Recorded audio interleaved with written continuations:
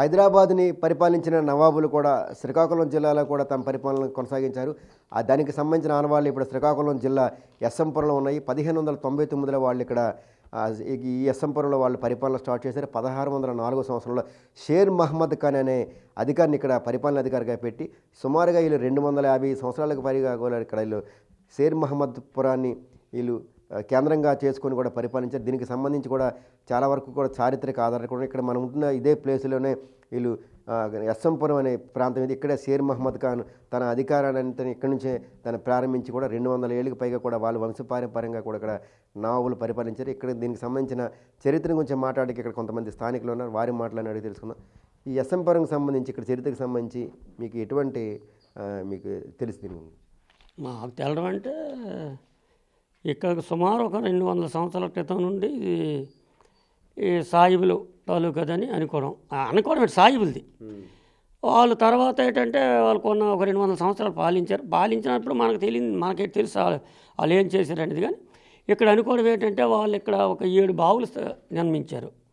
ఈ 7 బావులు కాక ఒక పెచ్చరువు అని చెరువు. ఈ గ్రామానికి మహమ్మద్పురం అంటే అతను ఆ మహమ్మదీ అయిన అతను షేక్ మహమ్మదీ అయిన అతను రోజువారీ షేర్ నల్లమంది వేసేవారంట. అందుకు షేర్ మహమ్మద్పురం అని ఈ గ్రామానికి పేరు పెడుతూ ఆయన హ్యాండ్ ఓవర్లో ఇప్పుడు ఇక్కడ ఫరీద్పేట అంటే ఫరీద్పేట అని మేము అనేస్తాం కదా, ఆ ఊరి గ్రామం పేరు ఫరీద్పేట. ఆ ఫరీద్పేట తర్వాత ఇబ్రహంబాదు, అది కూడా నవాబులకు సంబంధించిందే. ఇలా ఈ ఏరియాలో వాళ్ళు ఏంటంటే అక్కడ అసీఖాన్పేట, ఈ గ్రామాలన్నీ వాళ్ళ హ్యాండ్ ఓవర్లో ఉండేవి. ఉంటూ కొన్నాళ్ళ తర్వాత ఏంటంటే మరి వీళ్ళు గ్రామాన్ని ఇక్కడ మనం బానిసలాగే చూసారో శుభ్రంగా చూసారో మనకు తెలియదు. కానీ వాళ్ళు 200 సంవత్సరాలు వాళ్ళు పరిపాలించిన తర్వాత ఈ మన వాళ్ళు ఇదైన తర్వాత కొంచెం వాళ్ళు వీళ్ళకి హైదరాబాద్ నవాబులకి కొంచెం చుట్టారకలు ఉన్నందువల్ల అది ముందు మనం వచ్చింది ఏనుగులు కట్టేది అనేవారు.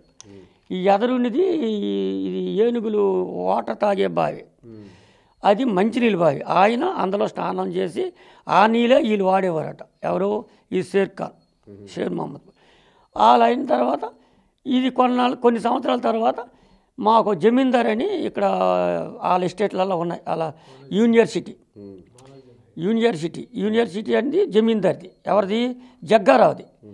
ఆ జగ్గారావు అయామాలో ఆయనకి ఇది ఒక 3000కు ఎన్నో నాణ్యములకి అంటే ఈ షేర్ ఖాన్ దగ్గర వాళ్ళు ఈ ఏరియా మొత్తం కొనుక్కొని ఆయన కుమారుడు బానేజీరావు ఆయన ఏం చేశారంటే ఆ బానేజీరావు కూడా ఇక్కడ బానేజీరావుపేట అని ఒక పేట ఉంది.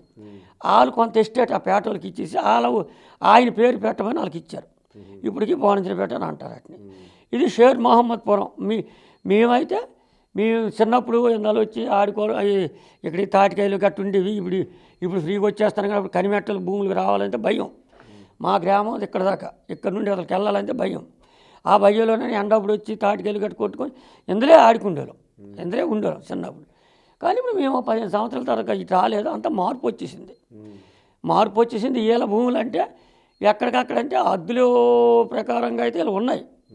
అక్కడ మనం దిగామే, అక్కడ ఏంటంటే ఒకటే సర్వే నెంబర్లో ఒకే దీనిలో గవర్నమెంట్ ల్యాండ్ల కింద ఉన్నాయి. ఇక్కడ కొంతమంది రైతులు ఆక్సిజన్ చేసుకున్నారు. ఇది ఇక్కడ బావి ఉంది, మంచినీళ్ళ బావి. కానీ మొత్తం 7 బావులు, గిరకల బావి, రాట్నాల బావి, ఏనుగుల బావి, డొప్ప బావి అని ఒక 7 బావులు. ఈ 7 బావులు బావికి తిన్న బావిలే ఇవి ఉన్నాయి. ఇవి కూడా బావికి తిన్న బావిలే. వాళ్ళు ఎక్కడైనా చేసింది చాలా సెంటిమెంట్గా చేసేవారు ఆ టైంలో. ఇప్పుడు మనమే చూద్దాం, ఈవేళ మనకి ఏంటంటే లేవర్లు అవి ఉండాలి, అవన్నీ ఉండాలి, ఇనుము ఉంచాలంటే ఆ టైంలో ఏటు ఉండేవండి. ఏది లేకపోయినా ఇంత స్ట్రాంగ్గా కట్టారంటే ఈవేళ కట్టిన ప్రతి ఒక్క ఇల్లు ఒక 20 సంవత్సరాలకి దాన్ని షాఫ్ట్ క్లోజ్ అయిపోతుంది. 100 సంవత్సరాలు కానించి కానీ పొడిచేవాళ్ళు కానీ ఇది ఎవరు చేయలేకపోతారు. ఇక్కడున్న సెంటిమెంట్ ఏంటంటే ఇక్కడ నుండి ఎవరైనా ఇంటికైనా అద్దురూపాయి వస్తువు పట్టుకెళ్ళినా వాడు మంచి జరగదు, చెడే జరుగుతుంది కానీ మంచి జరగదు.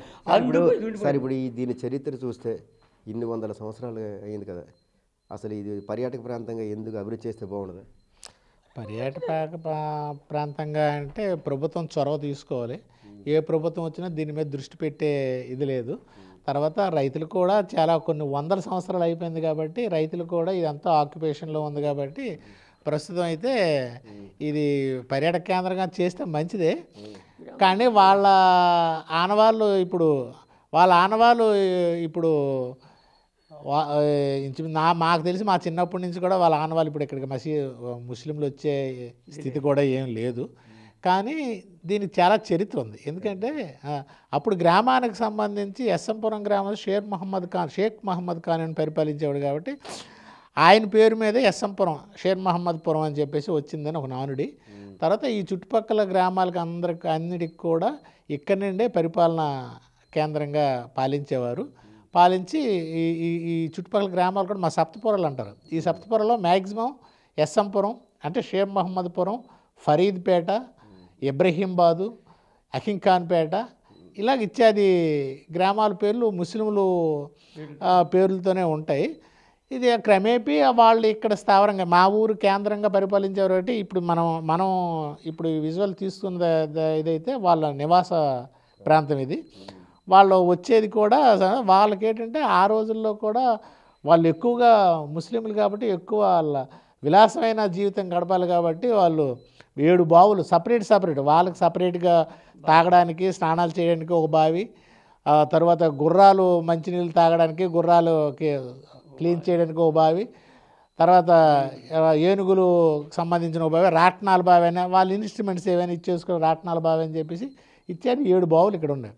అది అయితే ఆ రోజుల్లో కూడా ఇంత టెక్నాలజీ ఉన్న ఈ రోజుల్లో లేని ఇది ఆ రోజుల్లో చాలా ఏంటంటే రాత్రి లోపల హోల్ చేసి రంధ్రం చేసి అందులో ఐరన్ పంపించి అలాంటి స్లాబ్లు వేశారు వీళ్ళు.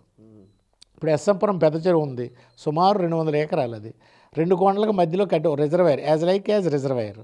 ఆ రిజర్వాయర్కి ఆ మొదలు ఆ రోజుల్లో టెక్నాలజీ చూస్తే అసలు ఎవరు నాకు తెలిసి ఒకసారి ఎగ్జిక్యూటివ్ ఇంజనీర్లు వచ్చే దాని తాలూకా ఇది కనుక్కోలేకపోయారు.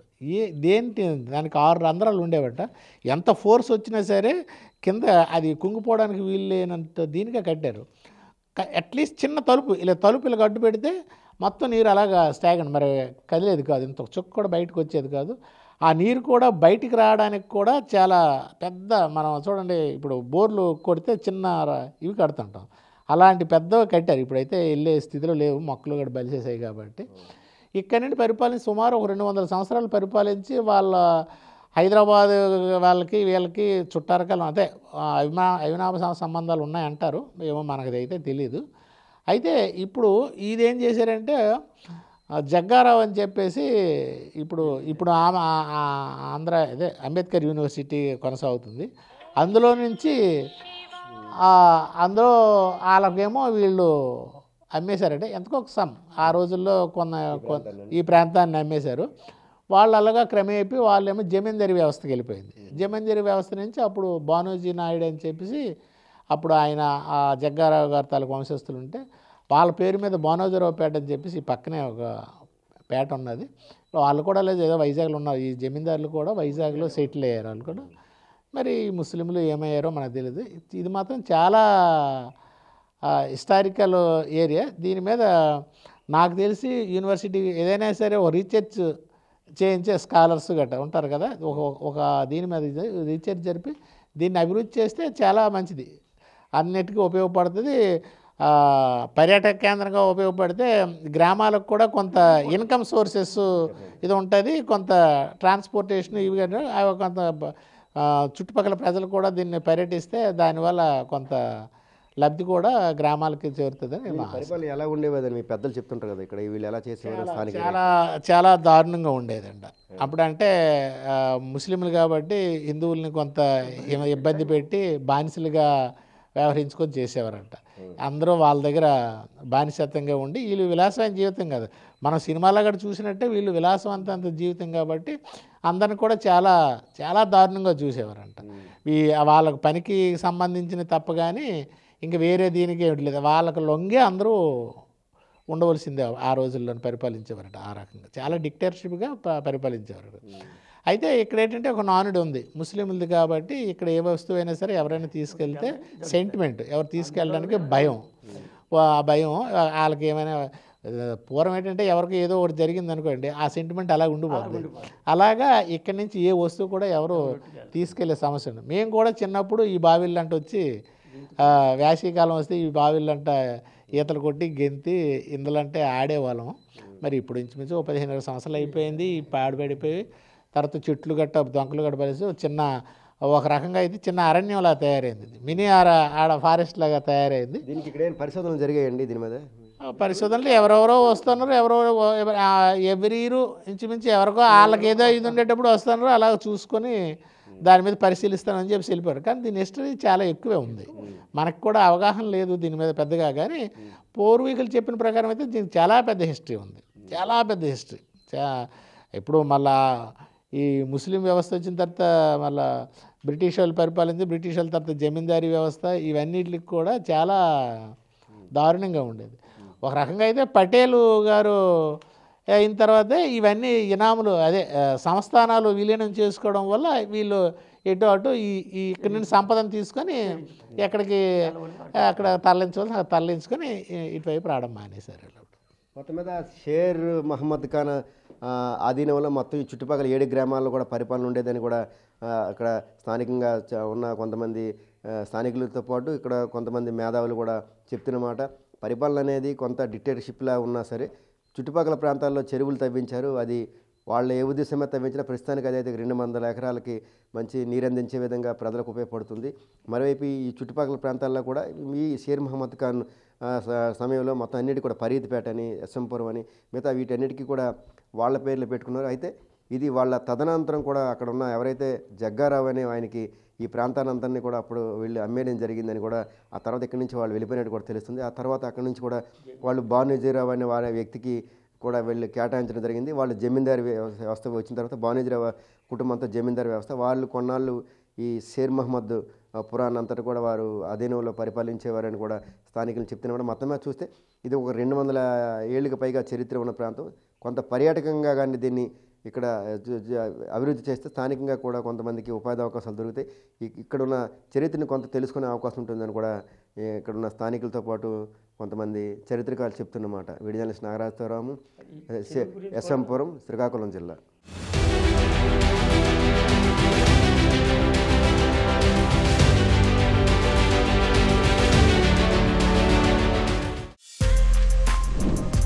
For more videos like this, subscribe Big TV channel.